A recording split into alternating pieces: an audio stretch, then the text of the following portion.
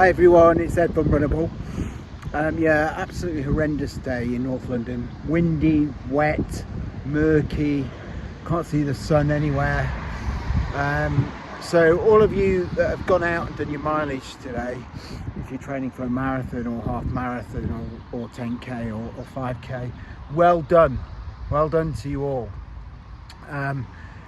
It takes some doing actually to get up and do these runs. And talking of which, I didn't get up in time to do my morning run, which is supposed to be my long run.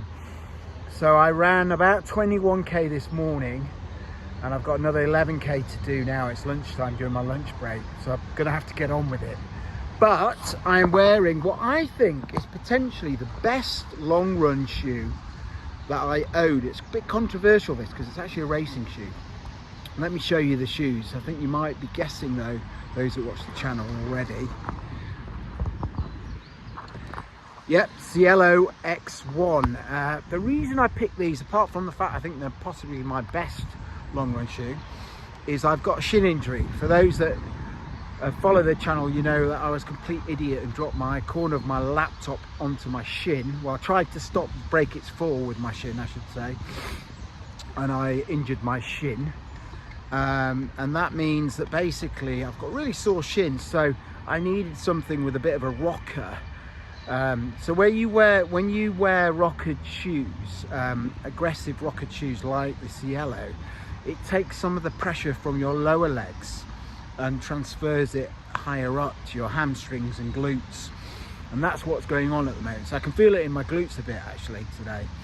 But I didn't want the impact to be on my shins. Plus it forces me up onto my forefoot a lot, which again is good for your shins. Those that are heel strikers will know that one of the problems you often get is shin issues, because you're landing on your heel and it's sending like shock waves up your leg through your shins, right?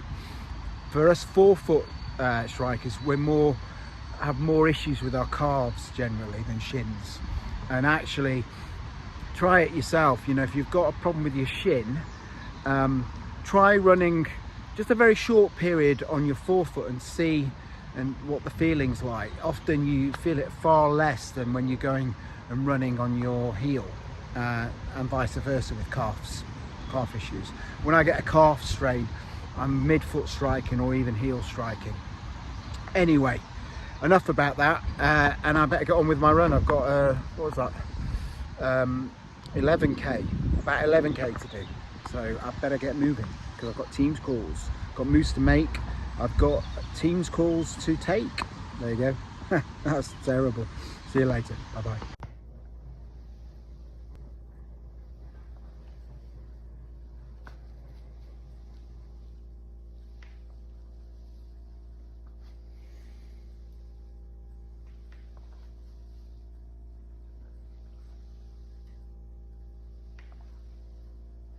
Hi everyone, it's Ed from Runnable. So very short video today.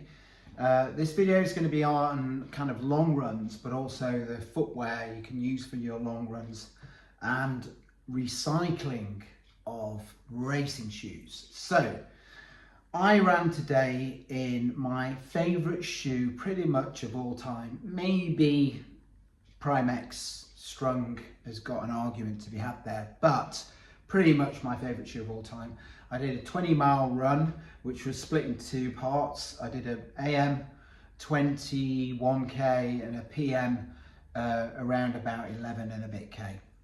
And this shoe is the Cielo X1. So this is Hoka's 2024 premium race shoe. It's full with Piva foam here, a winged carbon plate. It's got a 39mm stack height in the heels, so very cushioned in the heel, 7mm drop, so you've got the 32mm in the forefoot.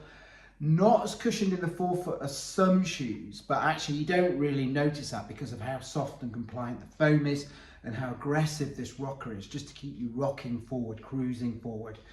And when you want to up the pace, this shoe is fantastic. You know, just hitting the floor hard, and you shoot forward with this aggressive rocker rolling you forward. You get a nice toe off this shoe as well. It's a kind of leg saver.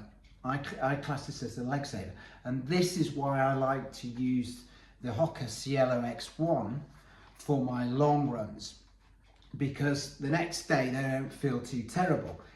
Similar to the Prime X Strung actually, I used to use those a lot for my marathon training long runs. The next day my legs felt fine. So a lot of people would just restrict use of this to race days, and that's perfectly fine. So I use this for 2 marathons. I used this for London last year and Chicago, and actually performed really well in the marathons, made me realise this is a great long distance racer. But actually comes to a point where you think, right, this shoe's been through enough in terms of racing, and you know, I don't want to just chuck it out. Recycle it into your rotation as a long run shoe, and we should be looking to do that where we can. So where you've got race shoes that have maybe lost that little bit extra, you know, they're now at like 90% of what they were, and you want to replace them with a new version. So the new Cielo X1 2.0 that's coming out in mid-Feb, so very soon.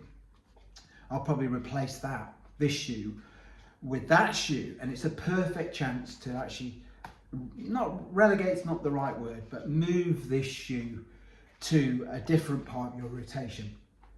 That way you recycle shoes. So we talk a lot in this program about buying shoes, and you know, if your passion is super shoes or shoes, racing shoes, then it's okay to buy shoes. All right, your wife might not like it, or your husband might not like it, and you may have to do a bit of like jiggery pokery of where you put them, just to hide them a little bit. I had a funny discussion with a couple of my mates actually.